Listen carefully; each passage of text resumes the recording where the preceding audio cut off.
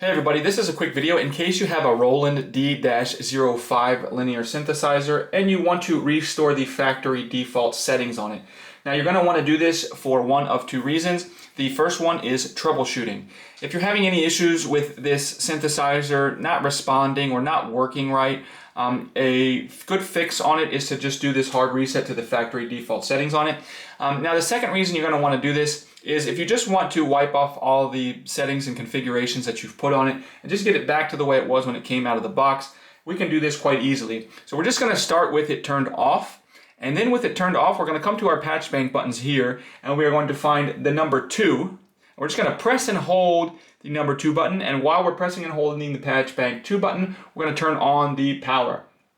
Once we turn the power on, we'll just need to confirm the reset. So what we'll do is you'll come over here, and once it's on, you're going to hit the enter button. Once you do that, it's going to go through its factory reset. Don't mess with it while it's resetting. All the buttons will blink, and once all the buttons blink, then you can go ahead and turn the power off and then turn it back on, and you can set it up as a new device.